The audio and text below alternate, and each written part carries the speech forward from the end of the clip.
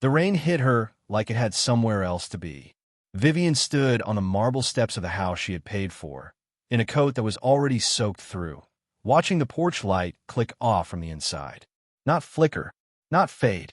Click off, deliberate, like someone had walked past the switch and decided she didn't deserve to be seen.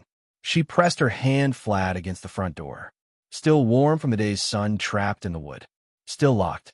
Behind her, thunder rolled over the hills the way it does right before a storm remembers how big it actually is. Her phone was inside, on the kitchen counter, next to the wedding photo Julian still kept out for guests. Her car keys were inside too. Her dry clothes, her medication, her mother's old ring in the drawer by the bed. All of it sealed behind 3 inches of oak and a man who had just decided, for the first time out loud, that she was disposable. She hadn't screamed. She hadn't pounded on the door. She had simply stood there, rain running down the back of her collar, and done the thing she always did when the world tried to humiliate her. She counted. Not sheep, not seconds. She counted the people who were about to lose everything they didn't know they had, once they found out exactly who they had just locked outside.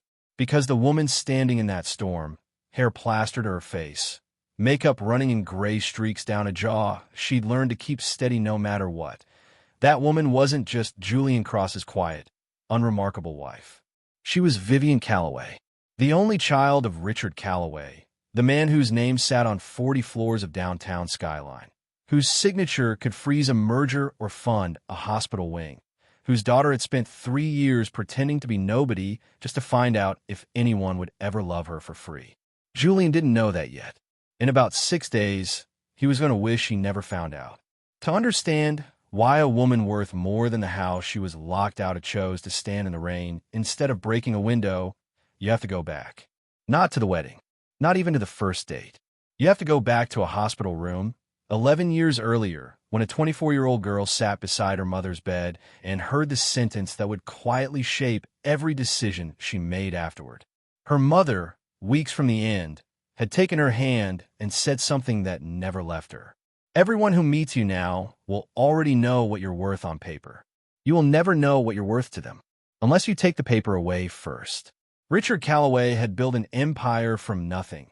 Shipping routes, then logistics, then infrastructure funds that quietly touched half the ports on the eastern seaboard. He raised Vivienne inside that empire, but he raised her with a warning stitched into every lesson. Money doesn't attract people. It attracts appetite. Learn to tell the difference before it costs you your whole life. So when Vivienne finished her master's in urban planning and stepped into the world on her own, she did something her father quietly respected and her aunts loudly criticized. She dropped her surname. She used her late mother's maiden name, Hale, on her lease, her job applications, her gym membership. She drove a car that stalled in cold weather. She worked long hours at a mid-tier design firm downtown, sketching transit corridors and public housing renewals, and she let people assume exactly what her modest apartment and her second-hand furniture suggested, that she was simply another young professional building a life one paycheck at a time. It wasn't deception for the sake of games. It was armor. And for 2 years, it worked exactly the way she hoped. She dated normally, badly, forgettably, and always found the appetite her mother warned her about hiding somewhere underneath the charm. Then she met Julian Cross at a rooftop networking event she almost skipped. He wasn't old money, and he wasn't pretending to be. He was ambitious in the specific, hungry way of a man who had grown up adjacent to wealth without ever holding it. Private school and scholarship, internships at firms that never quite made him partner. A mother, Diane, who had spent Julian's entire childhood telling him that people like them deserve better tables at every restaurant they were never actually invited to. Julian was handsome in an effortless way, funny at dinner, attentive in the beginning in a way that felt like being chosen. Vivienne, cautious as she was, let herself believe that maybe this was one of the rare ones. A man who liked her before he knew anything else about her, because there was nothing else to know. They dated for a year. She kept her name, her apartment, her careful modesty, testing him the only way her mother had taught her how, slowly and in silence. She never lied about who her father was. She simply never mentioned him, and Julian, wrapped up in his own image of the relationship, never asked the kind of questions that would have found out. When he proposed, on a bridge overlooking the water, he said the words that convinced her more than any romantic gesture could have. "I don't need you to have anything. I just need you to stay." She believed him completely. She should have listened more carefully to the way he said have instead of be.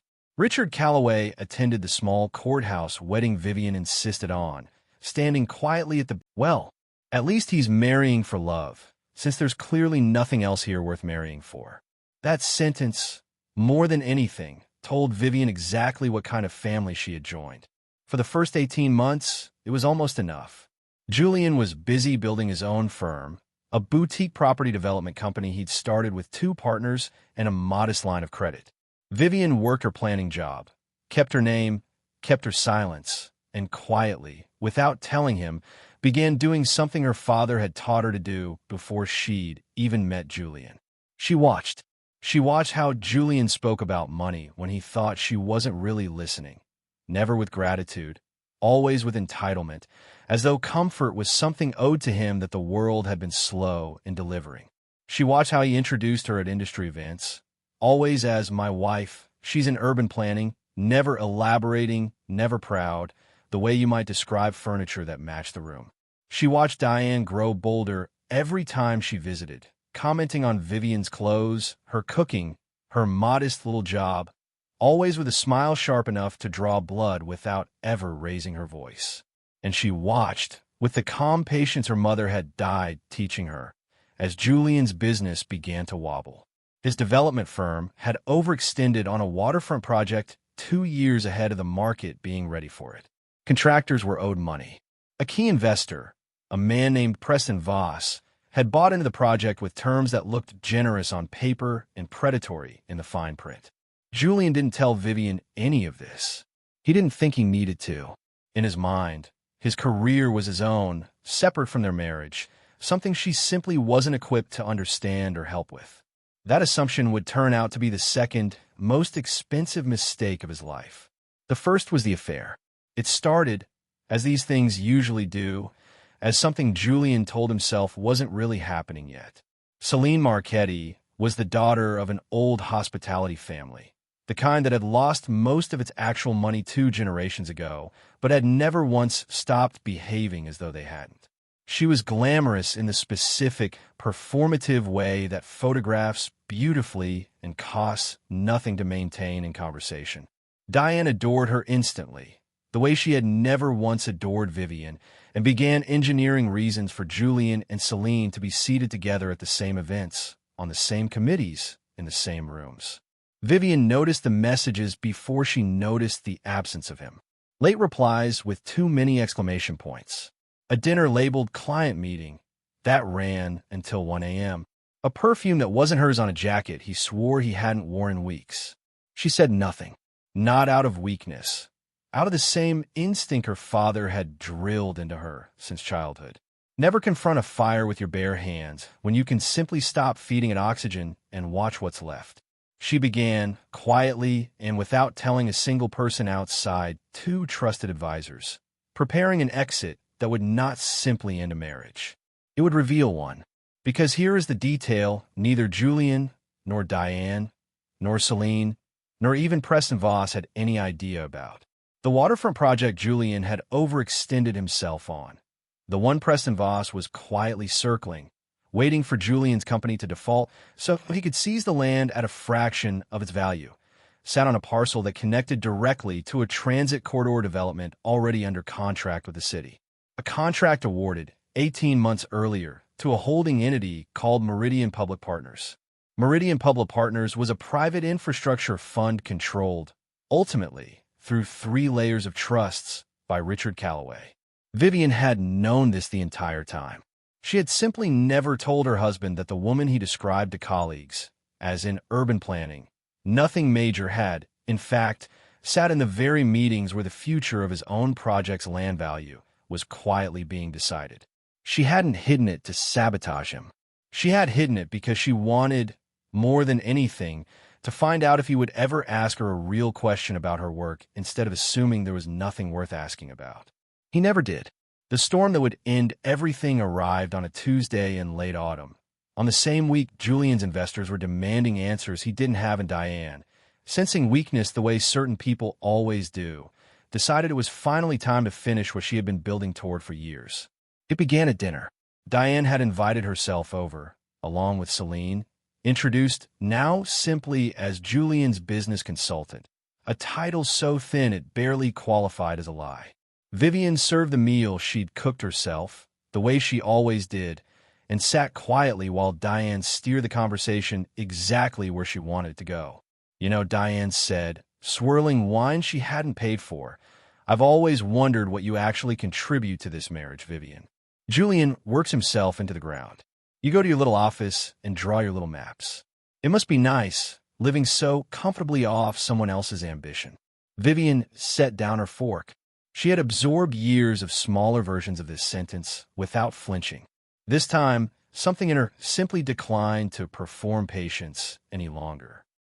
He found Vivienne standing in the front hallway, having just returned from a meeting he knew nothing about, wearing a blazer sharper than anything she usually wore to her little office, and something in him simply broke open in the worst possible direction. "Where does the money even come from for you to dress like that?" he snapped. "While I'm out there drowning, trying to keep us afloat." "I could ask you the same question about the last 3 years," she answered. "Where does your confidence come from when you've never once asked me a real question about my life?" "Because there's nothing to ask," he said, and the words came out of him with a cruelty that had clearly been rehearsed somewhere in his mind for a long time before it ever reached his mouth. "You draw lines on maps for a living, Vivienne. I run a company. There's a difference between someone who builds something and someone who colors it in." The rain started outside, distant thunder rolling closer with every second. Vivienne, calm in a way that unsettled him more than shouting ever could have, reached for her coat. "I'm going for a walk," she said. "I like to think about whether I still want to live in a house where that's the answer I get for asking a fair question." She stepped outside into the first heavy drops of the storm, expecting 5 minutes to clear her head, expecting the door to remain unlocked the way it always had. Julian, humiliated by his own outburst and unwilling to face the version of himself that had just said those words out loud, did something he would spend the rest of his life explaining away and never quite living down. He locked the door, not out of strategy, out of the small, ugly satisfaction of denying someone something, the only kind of power he had left to feel in a week where every other part of his life was slipping through his hands. He told himself she'd knock in 2 minutes. He told himself it would teach her not to walk away from him mid-conversation. He told himself a dozen small lies standing in the hallway, listening to the storm intensify outside his own front door, while his wife stood in it, soaked to the skin, watching the porch light click off. She did not knock. She did not call his name.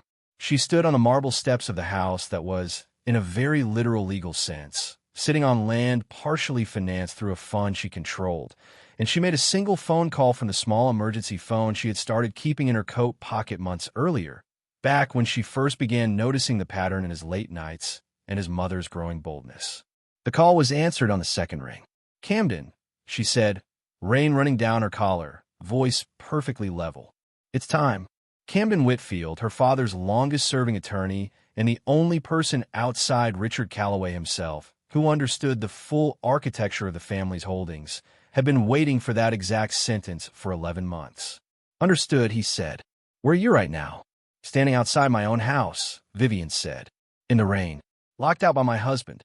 There was a pause on the line, brief and precise. "Then let's make sure," Camden said, "that this is the very last night that particular arrangement exists."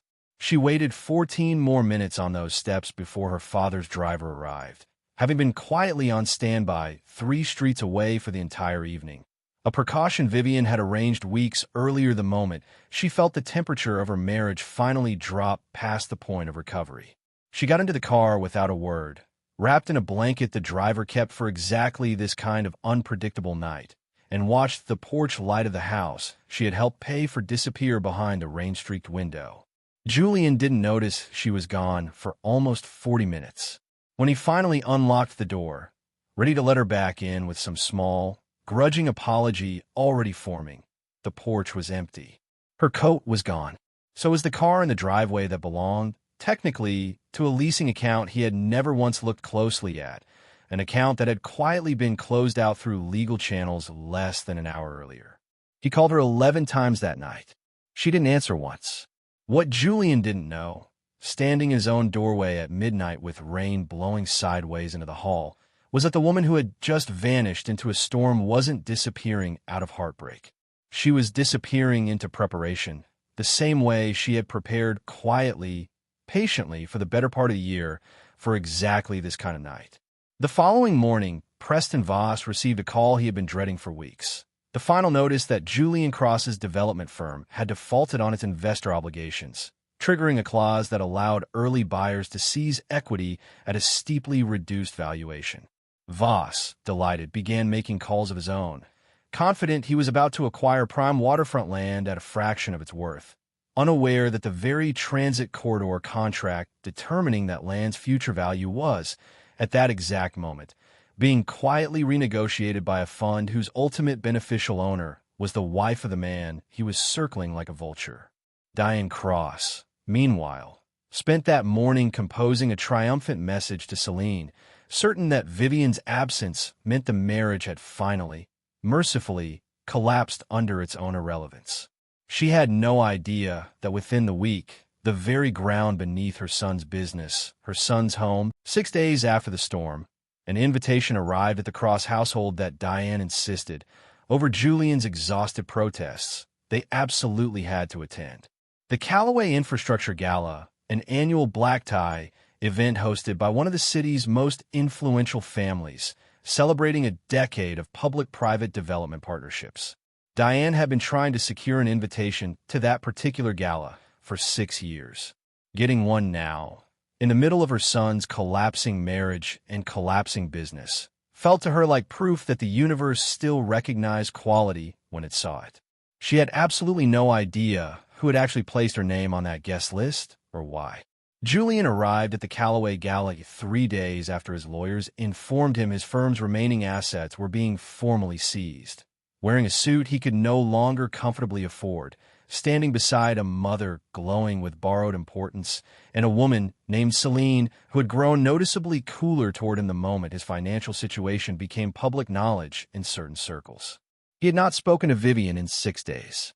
She had not returned a single call, text, or the 2 flower deliveries he'd sent to her office, which had, unbeknownst to him, been returned unopened because the office no longer had her listed as an employee. She had resigned quietly the week before, citing personal reasons, a detail Julian would only learn much later. The ballroom that night was exactly the kind of room Diane had spent her whole life aching to belong in. Crystal chandeliers, a string quartet, executives and city officials mingling under soft gold light, waiters moving through the crowd with the practiced silence of people paid extremely well to be invisible. The evening's formal program began with the usual remarks. A city councilwoman spoke about the decade of transit investment that had reshaped entire neighborhoods. An economic development director thanked the private partners who had made the corridor project possible, ahead of schedule and under budget, a rarity in public infrastructure anywhere in the country. Then the master of ceremonies stepped to the microphone and said the sentence that turned Julian Cross's blood to ice water in his veins. Tonight, we're honored to recognize the woman whose fund quietly made the entire Eastern Corridor possible, a project many of you know only through the buildings, the transit lines, and the waterfront developments it touched. For years, she's declined public recognition. Tonight, at her father's request, that changes. A ripple moved through the room. Diane leaned forward slightly, eager, assuming whoever this was must be someone worth being seen near. Please join me in welcoming the managing trustee of Meridian Public Partners and the incoming vice chair of Calloway Holdings, the host said, Ms. Vivienne Calloway. The room began to applaud before Julian's mind had even finished processing the sound of her name. Not Vivienne Cross, not Vivienne Hale, Vivienne Calloway, walking onto that stage in a deep emerald gown, her hair swept back, a small brass and cowrie shell bracelet resting against her wrist, a bracelet Julian had seen 100 times and never once asked about. moving with the calm, unhurried steps of someone who had never once needed anyone in that room to recognize her, and had simply decided, tonight, that they finally would. Diane's champagne glass stopped halfway to her mouth. Celine went very still, the particular stillness of someone doing rapid, silent math. Julian sat frozen in his chair, his mind scrambling backward through 3 years of memory, recalculating every dismissive sentence he had ever said to a woman he had assumed was beneath asking real questions.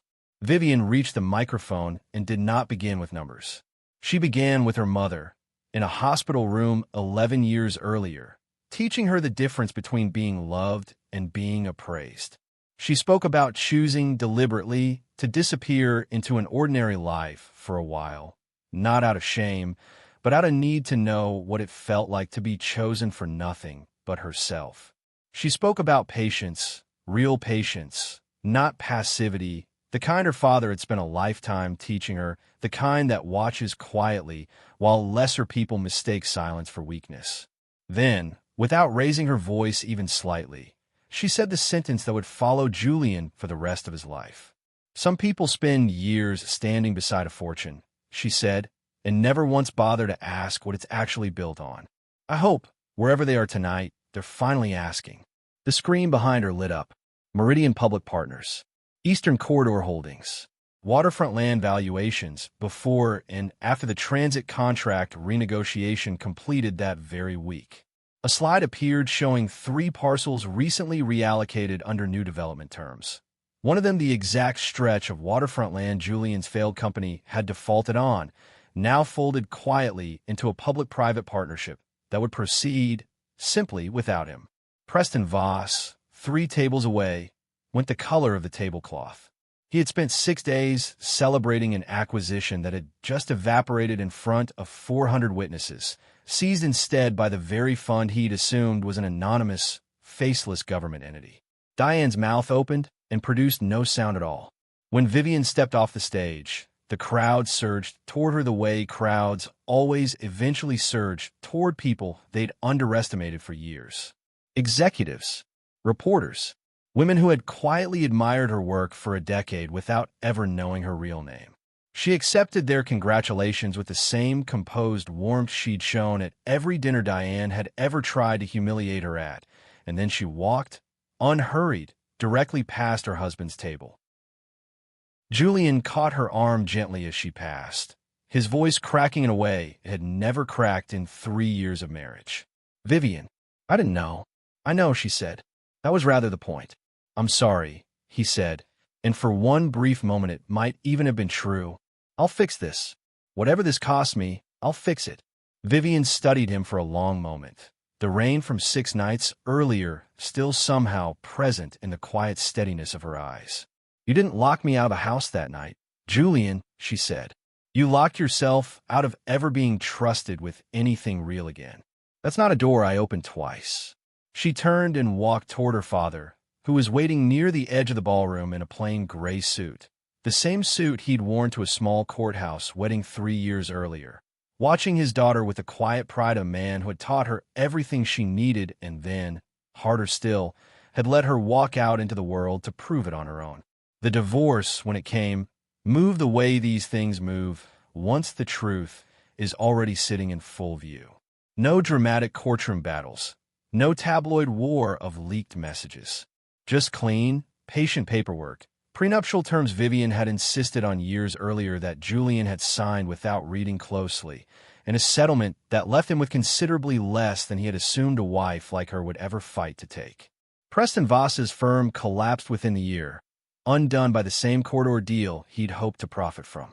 Celine disappeared from Diane's social calendar within weeks, moving on a circle someone knew the moment Julian's name stopped opening doors. Diane herself, stripped of the invitations she'd spent years chasing, found the city considerably smaller and considerably colder than she remembered it being. Vivienne kept the bracelet. She kept her mother's ring.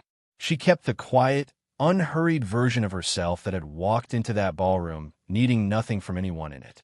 Months later, on a clear autumn evening with no storm anywhere in the forecast, she stood on the terrace of a smaller house she'd bought entirely on her own, coffee in hand, watching the skies settle into that particular shade of orange that only comes after rain has finally, fully passed. Her father called that evening, as he did most Sundays, and asked the only question he'd ever really cared about. "Are you all right?" "Yes," she said, and meant it completely. "Better than all right. I finally know exactly what I'm worth to the people who matter and exactly what I owe to the ones who don't." Because that, in the end, was the whole lesson her mother had tried to hand her from a hospital bed all those years ago. Anyone can love you when they know what you're carrying. The only love worth trusting is the kind offered before anyone bothers to ask. Julian Cross spent that same evening in a smaller apartment across town, staring at a porch light he no longer had the right to switch on or off for anyone, finally understanding, far too late, that some doors, once closed from the wrong side, never really open again. If a story like this reminded you of someone who stayed quiet far longer than they should have, waiting patiently for the truth to finally do the talking for them, remember this before you go. Patience isn't the absence of power. Sometimes, patience is simply power that hasn't decided to speak yet.